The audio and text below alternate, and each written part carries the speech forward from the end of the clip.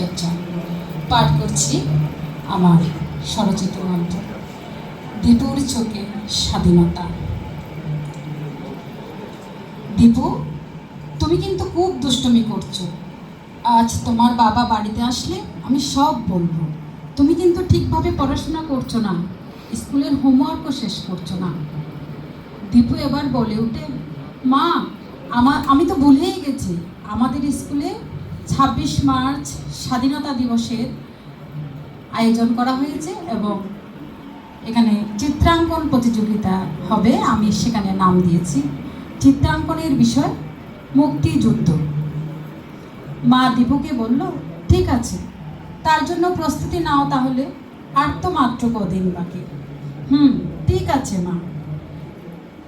এবার দীপুর দাদুর হাক ডাক। দীপু দাদুভাই, কি করছো? বৌমা, দাদুভাইকে এত বকাঝকা দিও না। পড়াশোনা শেষ করে এদিকে এসো দাদু, তোমার জন্য একটি মজার খাবার এনেছি। দীপুর দাদু প্রতিদিন হাঁটতে গেলে হাতে করে দীপুর জন্য কিছু না কিছু নিয়ে আসবে।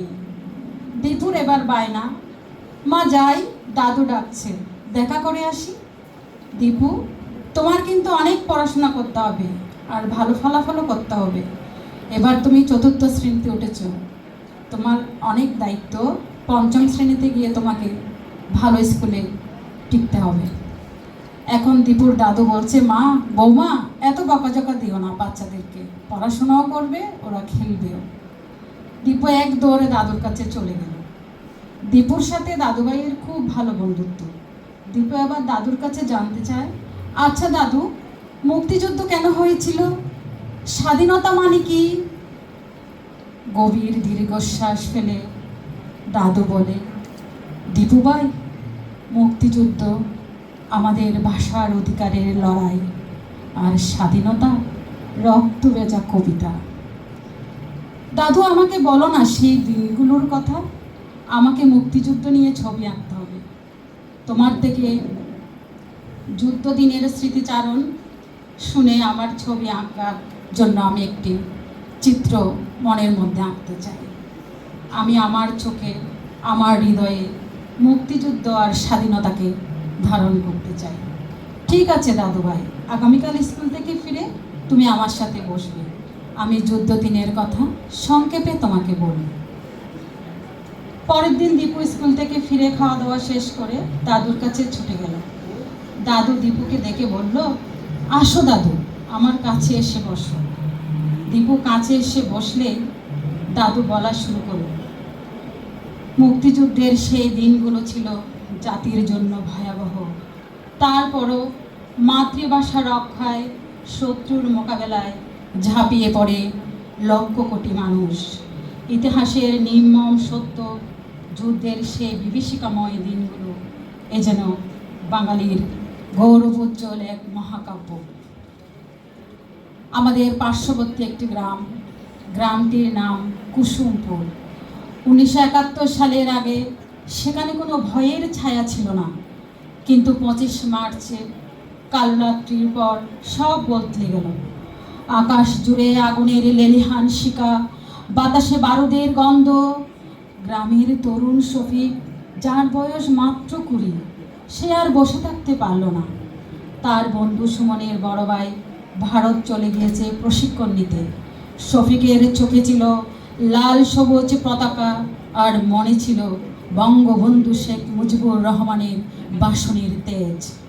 ১৯৭১ খ্রিস্টাব্দের ২৫ মার্চ রাতে পূর্ব পাকিস্তানের জনগণের বিরুদ্ধে অপারেশন সার্চলাইট পরিচালনা করে এবং নিয়মতান্ত্রিক হত্যা শুরু করে। এর মাধ্যমে জাতীয়তাবাদী সাধারণ বাঙালি নাগরিক, ছাত্র, শিক্ষক, বুদ্ধিজীবী, ধর্মীয় সংখ্যালঘু, পুলিশ, ইপিআর কর্মকর্তাদের হত্যা করা হয়। সামরিক জান্তা সরকার ১৯৭০ খ্রিস্টাব্দে সাধারণ নির্বাচনের ফলাফলকে অস্বীকার করে এবং সংখ্যাগরিষ্ঠ দলের নেতা শেখ মুজিবুর রহমানকে গ্রেপ্তার করে। শফিক একদিন রাতের আধারে চলে গেল দূর পাহাড়ে, যোগ দিল মুক্তিবাহিনীতে। মা প্রতিদিন জায়নামাজে বসে ছেলের জন্য প্রার্থনা করেন। ওদিকে গ্রামে পাকিস্তানি মিলিটারিরা হানা দেয়, বাড়িঘর জ্বালিয়ে দেয়, কিন্তু শফিক দমে যায়নি। তাদের ছোট ছোট দল যাদের কাছে অস্ত্র কম কিন্তু মনোবল ছিল আকাশ ছোঁয়া, তারা পাকিস্তানি ট্যাঙ্কের সামনে রুখে দাঁড়ায়।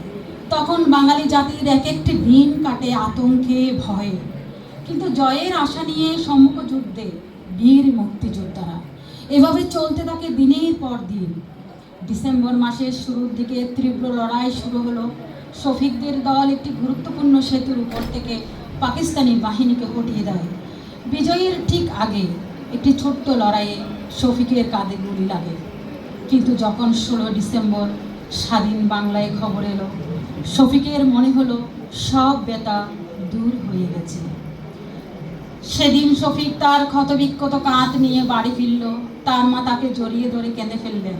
কিন্তু এই কান্না কষ্টের নয়, এই কান্না বিজয়ের।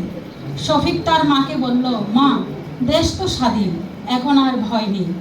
এই গল্প কোনো নির্দিষ্ট মানুষের নয় দাদু, এই গল্প পুরো বাঙালি জাতির, যারা শোষণের শৃঙ্খল ভেঙে নিজের ভাগ্য নিজে গড়ার অধিকার অর্জন করেছিল। 26 মার্চ বাঙালি জাতির সবচেয়ে গৌরবময় ও তাৎপর্যপূর্ণ জাতীয় দিন। 1971 সালের এই দিনে বঙ্গবন্ধু শেখ মুজিবুর রহমান স্বাধীনতার ঘোষণা দেন এবং দীর্ঘ 9 মাসের সশস্ত্র মুক্তিযুদ্ধের সূচনা হয়। এটি পরাধীনতার শৃঙ্খল ভেঙে মাথা উঁচু করে বাঁচার দিন, যা আমাদের আত্মত্যাগ, বীরত্ব ও জাতীয় ঐক্যবোধের প্রতীক। দীপুবাই যুদ্ধের সেই বিভীষিকাময় দিনগুলোর কথা মনে পড়লে আজও শিউরে উঠি। লক্ষ কোটির প্রাণের বিনিময়ে আমাদের এই স্বাধীনতা অর্জন, যা আমাদের বাঙালি জাতি হিসাবে গর্বিত করে। দীপু এতক্ষণ পর্যন্ত দাদুর বলা কথাগুলো মন্ত্রমুগ্ধ হয়ে শুনছিল। দীপু দাদুকে জড়িয়ে ধরে বলল, আমি তোমার কথায় মুক্তিযুদ্ধ আর স্বাধীনতা নিয়ে চমৎকার একটি ছবি মনের মধ্যে কল্পনা করেছি এতক্ষণ। এবারের প্রতিযোগিতায় আমি সেই ছবিটাই আঁকবো। দাদু, তুমি আমাকে আশীর্বাদ করো। দীপু দাদু ভাই, তোমরাই তো আমাদের ইতিহাসকে সম্মান ভালোবাসা দিয়ে রক্ষা করবে। তোমাদের অনেক দায়িত্ব। যাও, এবার মায়ের কাছে বসে পড়াশোনা করো না। দীপু দাদুর কাছ থেকে বিদায় নিয়ে পড়ার টেবিলে বসে যুদ্ধ দিনের ছবি আঁকার প্রস্তুতিতে মনোনিবেশ করল। ধন্যবাদ সবাইকে।